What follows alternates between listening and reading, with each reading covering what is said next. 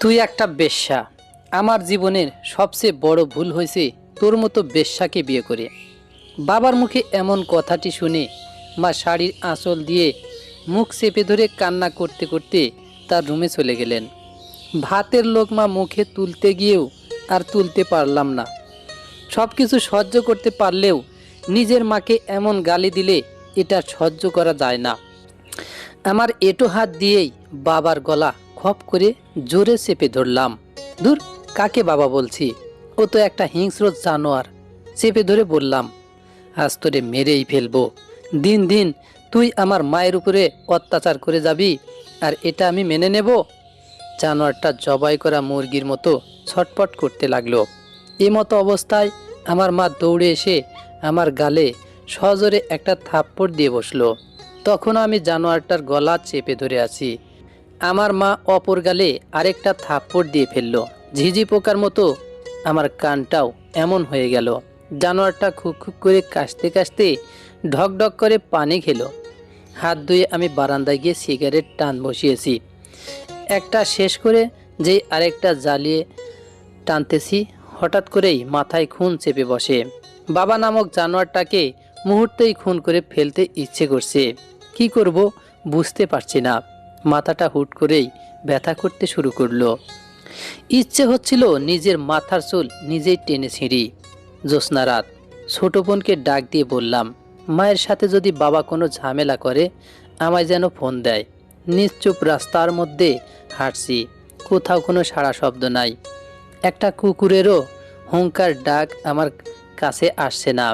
আমার মাথায় শুধু বেশ্যা বলে গালি দেওয়াটা ঘুরপাক খাচ্ছে। কানে বারবার এই গালিটা বেজে উঠছে। সেই ছোটবেলা থেকে শুনে আসছি আমার বাবা নাকি আমার মাকে ভালোবেসে বিয়ে করেছিলেন। তারা নাকি একে অপরকে খুব ভালোবাসতেন। আগে মায়ের সাথে কেমন ব্যবহার করতেন তা আমার জানা নেই, কিন্তু আমার যখন বয়স 5 কি 6 বছর, তখন মাঝে মাঝে বাবাকে দেখতাম মায়ের সাথে খুব বাজে বিহেভ করত। মাঝে মাঝে দেখতাম আমার মায়ের কাজের কোনো ত্রুটি হলে চড় থাপ্পড় দিয়ে বসতেন। আমার ছোট বোন নীরা, ও আমার থেকে 7 বছরের ছোট।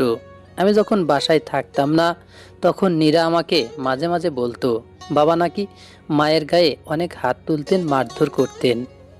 কিন্তু দিন দিন আর এই মায়ের শরীরে হাত তোলা, বিশ্রীভাবে গালাগালি শোনা কতদিন দেখব? আমার বোনটি ক্লাস 8-এ পড়ে, আর আমি এবার অনার্স ফাইনাল ইয়ার দিলাম। আমরা 2 ভাই বোন। এতটা বড় হয়েছি, তারপরেও বাবা আমাদের সামনে আমার মাকে গালাগালি করেন। কিন্তু আজকের গালিটা আমার খুব লাগলো। আসলে সেই ছোটবেলা থেকে দেখে আসছি আমার মা খুব অসহায়।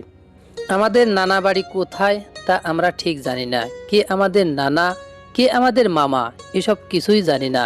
ঠিক 1 মাস আগে আমার বাবা নাকি আমার মাকে মেরেছিল। তখন আমি বাসায় ছিলাম না, আমি ভার্সিটিতে ছিলাম। বাসায় আসার পর আমার ছোট বোনটি আমার কাছে কেঁদে দিয়ে বলল, ভাইয়া, আজকেও বাবা মাকে মেরেছে। মায়ের হাতে ব্যথা পেয়েছে, নাড়াতে পারতেছে না, তার ডান হাত ফুলে উঠেছে। বাসায় আজকে রান্না হয়নি। বাবা কোথায় এখন জানি না। মাকে মেরে তারপর বাসা থেকে বের হয়েছে, এখনো বাসায় ফেরেনি। সেদিন রাতে আমরা সবাই না খেয়ে ঘুমিয়ে পড়েছিলাম, কিন্তু মা হাতের ব্যথায় কাতরাতে থাকলেন। বাবা সেদিন আর বাসায় ফেরেনি। পরের দিন ভোরে মাকে নিয়ে আমরা ডাক্তারের কাছে যাই।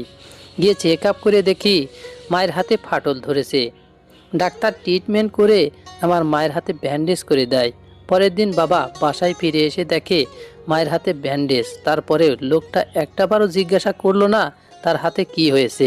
15-20 দিনের মতো আমার মা হাত পা নাড়াচাড়া করতে পারেনি। আমার ছোট বোনটা সংসারে সব কাজ করছিল।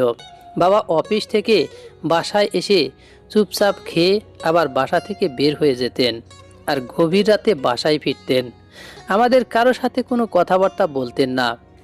এর 4-5 দিন আগে আমি বাবাকে জিজ্ঞেস করেছিলাম ডাইনিং টেবিলে বসে, বাবা, আমাদের 2 ভাই বোনের খুব আপন তো আপনি আর মা, তাই না? দিন দিন মায়ের উপর অত্যাচার করতেছেন, এটা কি ঠিক? আমরা এমন আর কত দেখব? সেদিন আমার কথায় বাবা জবাব দিতে পারেনি। আমি শুধু তাকে বলেছিলাম সে যেন আমার মায়ের উপর আর কোনো অত্যাচার না করেন, কিন্তু তারপরেও দিন দিন এমন করে যাচ্ছে। এভাবে আর কত দেখব। আজকে বাবা আমার মাকে যে গালিটা দিয়েছে, সেই গালিটা আমার সম্পূর্ণভাবে বুকে লাগছে। আমার মন চাচ্ছে তাকে খুন করে ফেলি। এসব ভাবতে নিশু আমাকে ফোন দেয়।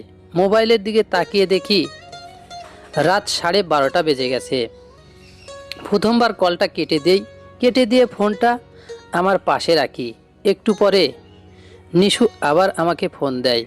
ফোন কেটে দেওয়ার পরে, আবার ফোন দিয়েছো কেন? সমস্যা কি তোমার? মানে কি হলো তোমার? আর এমন করতেছো কেন আমার সাথে? কেমন বিহেভ করব? তোমাকে আমি কিছু বলেছি নাকি? আমাদের মাঝে কিছু হয়েছে? আমাদের মাঝে কিছুই হয়নি, কিন্তু চাচ্ছি না তোমার সাথে আমার কোনো যোগাযোগ থাক। মিহির, তোমার কি হয়েছে বলো তো? হঠাৎ করে এমন কথা বলছো কেন? প্লিজ আমাকে বলো না, তোমার কি হয়েছে? আমাদের মাঝে কিছুই হয়নি, বাট আমি চাচ্ছি না আমাদের মাঝে কোনো সম্পর্ক থাকুক, কারণ আমি তোমাকে বিয়ে করতে পারবো না। তুমি কেন? আমি আমার লাইফে কাউকেই আনবো না, আমি স্রেফ একা থাকবো। হঠাৎ এমন করে বলতেছো কেন মিহির? আমরা দুজন তো দুজনকে ভালোবাসি, তাই না? আর আমাদের সম্পর্ক আজ 2 বছর হতে চললো। প্লিজ আমাকে বিরক্ত করো না, আমাকে একটু একা থাকতে দাও। আমি নিতে পারছি না নিশু। বৈবাহিক জীবনে যতটা কষ্ট, তা আমি আমার মাকে না দেখলে বুঝতে পারতাম না। আচ্ছা, তোমার মন মানসিকতা ভালো হলে আমাকে জানিও, বা আমাকে একটু ফোনও দিও। আজকে সারাদিন তো আমাদের তেমন কথা হলো না। এখন ফোন দিলাম, কিন্তু এখন বলতে চাইছো না। আমি তোমার জন্য অপেক্ষা করব, ফোন দিও আমায়। নিশুর ফোনটি কেটে দিয়ে চুপচাপ করে বসে থাকলাম। সিগারেটের প্যাকেট থেকে সিগারেট জ্বালাতেই পতিতালয়ের মহিলাদের সাথে আমার মাকে তুলনা করেছে। এর প্রতিবাদ করেছি বলেই বাবা আমাকে গ্রেপ্তার করানোর জন্য বাসায় পুলিশ ডেকে নিয়ে আসে। সকালে ঘুম ভাঙলেই দেখি আমাদের বাসায় পুলিশ এসেছে। কোনো কিছু বলার সুযোগ না দিয়েই আমাকে গ্রেপ্তার করে ফেললো। আমাকে গ্রেপ্তার করতে দেখে আমার মা আর আমার ছোট বোন কান্না করতে শুরু করলো, কিন্তু কাউকে কোনো কিছু বলার সুযোগ দিল না। আমাকে গ্রেপ্তার করে থানায় জেলের মধ্যে ঢুকিয়ে দিল। আমার বাবা আমার মাকে ভালোবেসে বিয়ে করেছিলেন, কিন্তু আমার মায়ের পরিবার তখন মেনে নেয়নি। আমার মা বাবার হাত ধরেই বাবার কাছে চলে এসেছিলেন। যখন আমার মায়ের পরিবার মেনে নেয়, তখন আমার বাবা মাকে কখনোই সেই পরিবারে যেতে দেয়নি। আমার মাকে বেশ কয়েকবার তার পরিবার নিতেও এসেছিলেন। অপমানিত করে আমার বাবা পাঠিয়ে দেয়। আমার মা বাসায় খুব একাকিত্বভাবে কাটিয়েছে। মা যদি কখনো তার বাবা মায়ের সাথে কথা বলতে চেয়েছে, কিন্তু পারেনি, কারণ বাবা তাদের সাথে কথা বলতেও দেয়নি। সব কিছুই ঠিকঠাক ছিল, কিন্তু আমার বয়স যখন 3 বছর, তখন আমার বাবা আরেকটি বিয়ে করে। সে যে কোম্পানিতে জব করত, সেই কোম্পানির মহিলাকে বিয়ে করে আমার বাবা। এই বিষয়ের জন্য আমার মা প্রতিবাদ পর্যন্ত করতে পারেনি। আমার মা কিছু বললেই তখন হাত তুলতেন তার গায়ে। বাবা তার সাথে সংসার করতে শুরু করলেন। আমার আর আমার মায়ের কোনো খোঁজ খবর নিত না আমার বাবা। মাস শেষে বাবা মায়ের কাছে আসছে আর কিছু টাকা দিয়ে গেছে। সেই টাকা দিয়েই কোনো মতে মা আমাদের সংসার চালাতেন। আমার মা বাবার পায়ে পড়ে কান্না করতেন। তারপরেও আমার বাবা মায়ের কথা শুনে নাই। বাবা সেই বিষয়টা টিকিয়ে রাখতে পারে নাই। কয়েক মাস পরেই বাবাকে ডিভোর্স দিয়ে তিনি চলে যায়। এরপর থেকে বাবা মায়ের সাথে আরও খারাপ আচরণ করতে শুরু করে। আমাদের পারিবারিক অবস্থা একদম খারাপ নয়। আস্তে আস্তে বাবা আমাদেরকে কেয়ার করা আরও কমিয়ে দেয়। সত্যি বলতে, আমরা 2 ভাই বোন আমার বাবার ভালোবাসা পাইনি। আমাদের 2টা ভাই বোনের মনে হয়েছে যে আমাদের মাঝে বাবা থাকতেও নেই। আমার মা তিনি বাবা এবং মায়ের ভালোবাসা একাই আমাদের 2টা ভাই বোনকে দিয়েছেন। সকালবেলা খাবার খেয়ে বাবা বাসা থেকে বের হয়ে যেতেন আর মধ্যরাতে বাসায় ফিরতেন। আমরা যে বাসায় আছি সেদিকে বাবা কোনো খেয়ালই ছিল না। একটা দিনও আমাদের কোনো খোঁজ খবর নিতেন না। আমার স্পষ্ট মনে আছে, মা একদিন আমার সামনে বলেছিলেন, তোমার কি সন্তানের প্রতি কোনো মায়া নেই? ওরা 2 ভাই বোন, ওদের কি ইচ্ছা হয় না বাবার ভালোবাসা পেতে? নিরার 6টা মাস হতে চলল, অথচ একটাবারও তুমি ওকে কোলে তুলে নাওনি। তোমার কি ইচ্ছে হয় না ওদের একটু আদর করতে? আমার এসব একদম ভালো লাগে না। আর তাছাড়া আমি তো ওদের দেখাশোনা করতেছি, তাই না? এসব বলার কোনো মানে আছে? তুমি এত নিষ্ঠুর কেন? নীরা এতটা বড় হয়ে গেল, তারপরেও তুমি ওকে কখনো তোমার কাছে নাও না। এসব পেশাল বাদ দিবা, আমার ভালো লাগতেছে না শুনতে। আর কিছু বলার থাকলে বলো, নতুবা বাদ দাও। হ্যাঁ, এখন তো তোমার ভালো লাগবে না। বিয়ের আগে ছেলে সন্তান নিয়ে কত স্বপ্ন দেখিয়েছিলে তুমি, আর তোমার কি হলো আমি জানি না, হঠাৎ করেই তোমার পরিবর্তন। আচ্ছা, আমার কি কোনো দোষ ছিল বলো? তুমি আমাকে যখনই বলেছিলে তোমার হাত ধরে তোমার কাছে চলে আসতে, আমি ঠিক তখনই ছুটে এসেছিলাম। কিন্তু দুর্ভাগ্যবশত আমার পরিবার এই বিয়েটা মেনে নিতে পারে নাই, আর সেই রাগটা ধরে তুমি এখনো আসো। আচ্ছা, আমার কি ইচ্ছে হয় না বাবা মায়ের সাথে কথা বলতে, ভাই বোনদের সাথে যোগাযোগ করতে? তুমি তাও দিলে না আমাকে। তাদের বাসায় নিয়ে যাওয়ার জন্য কতবার এসেছে, কিন্তু তুমি কি করলে? তাদের অপমানিত করে এই বাসা থেকে তাড়িয়ে দিলে। আমার তো এসব শুনতে ইচ্ছে করতেছে না। আমি নিষেধ করেছি তো এত কিছু বলতে, তারপরেও কেন বলতেছিস? আমি শুধু বাবা মার কথাগুলো হা করে শুনছিলাম। তখন আমি হয়তো পুরোপুরি বুঝতে পারি নাই। যখন আস্তে আস্তে বড় হই, তখন বাবার রূপ আমি দেখতে পাই। সেই ছোটবেলায় একদিন বায়না ধরেছিলাম বাবার সাথে আমি বাসার বাইরে যাব, ঘুরতে যাব। সে আমাকে নেয়নি। বাসা থেকে সে যখন বের হয়ে যায়, তখন আমি বাবার হাত ধরে টেনে রাখছিলাম, তারপরেও সে আমাকে নেয়নি। সেদিন আমি প্রচুর কান্না করেছিলাম। আমার কান্না দেখেও তার একটুও মায়া হলো না। আমার মা বসে বসে কান্না করতেন আর বলতেন, তোরা একদিন বাবার ভালোবাসা পাবি, কষ্ট পাস না বাবা। দেখতে দেখতে আমি আজ এত বড় হয়েছি। আমি ছোটবেলায় বাবা মাকে জ্বালাতন করলেও আমার ছোট বোনটি আমার মাকে প্রচুর জ্বালাতো। বাবা বাসায় আসলেই তার কাছে যেতে চাইতো। যখন দুই একটা কথা বলতে পারে, তখন বাবাকে বলতো, এটা খাবো, ওটা খাবো, এটা এনে দাও, ওটা এনে দাও। বিরক্তির ছাপ নিয়ে এনে দিলেও তার ইচ্ছাকৃতভাবে কখনোই কিছু এনে দিত না। মাঝে মাঝে বাবাকে খালি হাতে দেখলে ছোট বোনটি কান্না করত, প্রচুর কান্না করত। বন্ধুদের সাথে আমিও একদিন মাঠে খেলতে গিয়েছিলাম। সেই খেলতে যাওয়ার কারণে আমি বাবার হাতে মার খেয়েছিলাম। মা বাবাকে রাগ করতেন, কিন্তু বাবাকে কার কথা শোনে? তারপরেও বাবার চোখের আড়াল হয়ে বন্ধুদের সাথে আমি মাঠে খেলতে যেতাম। আমার ছোটবেলা থেকেই খেলার প্রতি অনেক নেশা ছিল। দিন যায়, বড় হতে থাকি। আমার পিছু পিছু আমার বোনটি ঘুরঘুর করতে থাকে। আমি ওকে নিয়ে রাস্তায় বের হয়ে দোকানে যাই, খাবার কিনে দেই। দুই ভাই বোনে ঘুরতে যাই। সেই থেকেই আমার ছোট্ট বোনটি আমার পাগল, আমার সাথে সব সময় থাকে। স্কুল থেকে ফিরলে বোনটা আমার কাছে ছুটে আসতো আর বলতো, ভাইয়া কি আনছো দাও। টিফিনের টাকা বাঁচিয়ে আমার বোনের জন্য খাবার নিয়ে আসতাম, কিন্তু আমার বাবা কখনো নিজের ইচ্ছায় আমাদের জন্য একটা কিছু নিয়ে আসেনি। যখন ঈদ আসতো, তখন মা বাবার পিছনে ঘুরতো আর বলতো, ছেলে মেয়েদের জন্য কাপড় চোপড় কিনবে না? ঈদ তো চলে আসলো। মায়ের হাজারো রিকোয়েস্টের পর বাবা আমাদের জন্য কাপড় কিনে নিয়ে আসতেন। এসএসসি পাশ করে কলেজে ভর্তি হয়েছি। মুখে পানির ছিটা পেয়ে লাফ দিয়ে উঠলাম। বাসায় অনেক লোক, আমার মাথাটা ব্যথা করছে। মাথায় হাত দিয়ে কোনো মতে উঠে দাঁড়ালাম।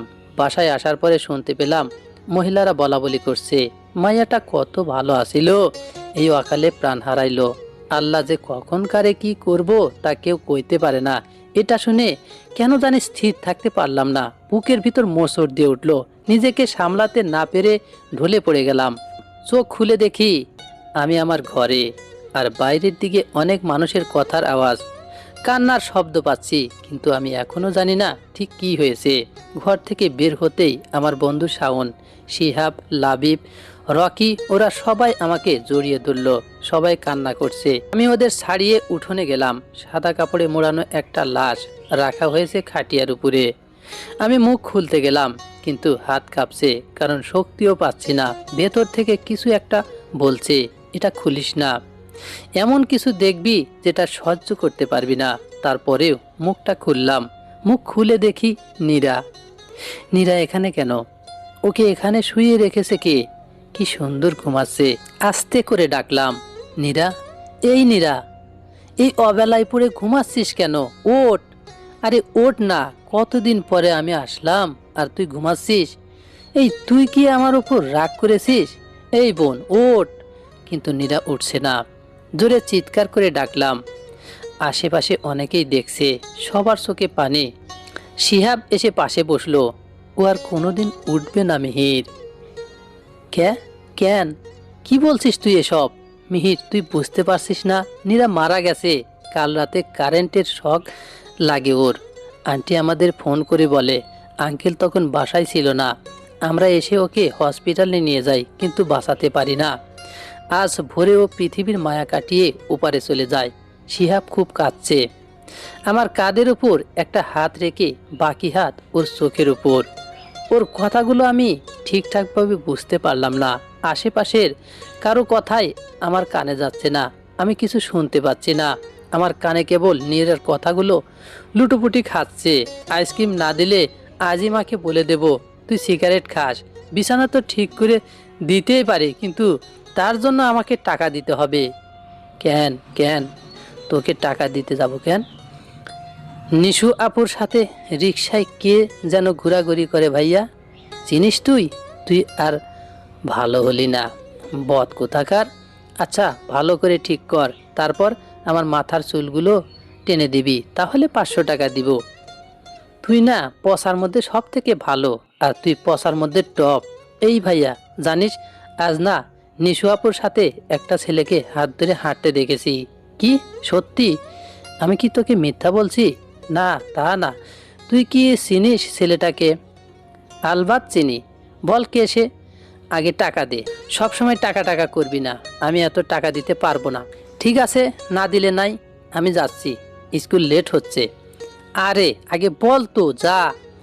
আমি ফ্রিতে খাটি না, টাকা দিলে কাজ হয়ে যাবে। আচ্ছা নে, এইবার বল কে সে? হুমা, তুই জানিস না? ওটা তো তুই ছিলি। হোয়াট? শার্ট পরা ছেলেটাকে তো মিহিরের মতো লাগছিল, তাহলে ওটা তুই না? তবে রে দুষ্টু, আজ দাঁড়া তুই। ততক্ষণে দৌড়ে স্কুলে চলে গেছে। আমার বোনটা আমাকে বড্ড ভালোবাসতো। আমার কাছ থেকে নেওয়া টাকা জমিয়ে আমার জন্মদিনে কেক আর উপহার হিসাবে একটা ঘড়ি দিয়েছে। কি রে বুঝি, এত কিছু করলে টাকা পেলি কোথায় রে? কেন, তুই তো দিস। হতে পারে আমি ব্ল্যাকমেল করে টাকা নেই, কিন্তু আমি এতটাও খারাপ না। হুম, পিচ্ছিটা তো আসলেই বড় হয়ে গেছে। এইবার বুড়ো দেখে এক লোকের সাথে বিয়ে দিতে হবে। তুই না খুব খুব খুব খারাপ। আমার সাথে আর কথা বলবি না, যা ভাগ এখান থেকে। এসব ভাবছি, হঠাৎ আমাকে কে যেন জোরে ধাক্কা দিল। শাওন আমাকে ধাক্কাচ্ছে। মিহির, এই মিহির, দেখ নীরা মারা গেছে। তুই কাঁদছিস না কেন? তোর আদরের বোন তোকে ছেড়ে চলে গেছে, আর তোর চোখে এক ফোঁটাও পানি নেই। একটু কাঁদলে হালকা লাগবে, অন্তত কিছু বল। মিহির, কথা বল। আমার মাথায় এসব কিছু ধরছে না। চোখের সামনে সব অন্ধকার মনে হচ্ছে। আরেকবার চোখ বন্ধ করলাম। চোখ খোলার পরে দেখলাম নিশু পাশে বসে আছে। আমি দৌড়ে উঠোনে চলে গেলাম। নীরার খাটিয়া নিয়ে সবাই কবরস্থানের দিকে যাচ্ছে। বন্ধুরা আমাকে দেখে দৌড়ে আসলো, ওদের সাথে নিয়ে গেল। নীরাকে কবরে রাখার সময় মনে হচ্ছিল আমার জীবনের অনেক কিছু আমি হারিয়ে ফেলেছি। এই মুখটা আমি আর কোনোদিন দেখতে পাবো না। ভাইয়া বলে কেউ ডাকবে না, অযথা কেউ জ্বালাবে না, ঘুম থেকে ডেকে তুলবে না কেউ আমাকে। আমি আর ভাবতে পারছি না। মনে হচ্ছে কেউ যেন আমার কলিজাটাকে কুচি কুচি করে কেটে ফেলেছে। নীরার মৃত্যুর শোক সামলাতে পারেনি।